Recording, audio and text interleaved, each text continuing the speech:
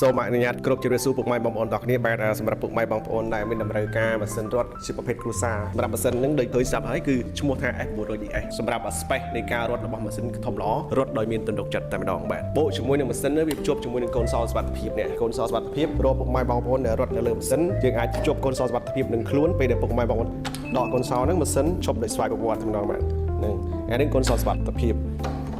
បាទសម្រាប់មើលអេក្រង់នេះប្រភេទ LED យើងឃើញជាអេក្រង់សម្រាប់បង្ហាញពេលវេលាចង្វាក់បេះដូងនៃការរត់នេះ sensor នេះគឺពុកម៉ែបងប្អូនចង់ឲ្យវាស់ចង្វាក់បេះដូងពុកម៉ែបងប្អូនគឺគាត់ដាក់ដៃនៅលើ sensor នេះមកម៉ាស៊ីននឹងបង្ហាញចង្វាក់បេះដូងនៅលើអេក្រង់តែម្ដងបាទ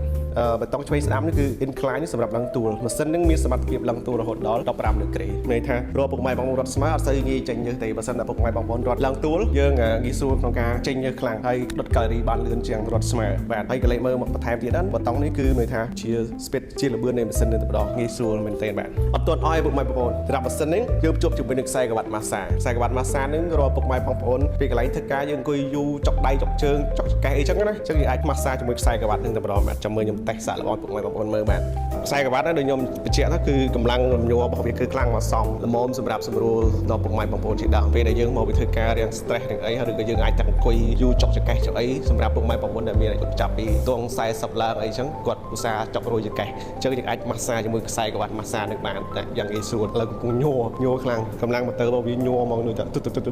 ញ័រល្អមកសម្រាប់ពុកម៉ែបងប្អូនដែលទិញម៉ាស៊ីនហ្នឹងគឺមានខ្សែក្បាត់ម៉ាសាយើងមានដុំដែកយើងមានថាសអំបិលហ្នឹងគឺជួយសម្រួលពុកម៉ែបងប្អូនបំវិលនៅលើថាសហ្នឹងដើម្បីរាងកាន់តែស្អាតសម្រាប់ដុំដែកហ្នឹងពុកម៉ែបងប្អូនរត់បដើកាន់ដុំដែកបដើហ្នឹងនឹងធ្វើឲ្យសុខភាពឬក៏រាងកាយពុកម៉ែបងប្អូនកាន់តែប្រសើរកាន់តែរឹងមាំជាដើម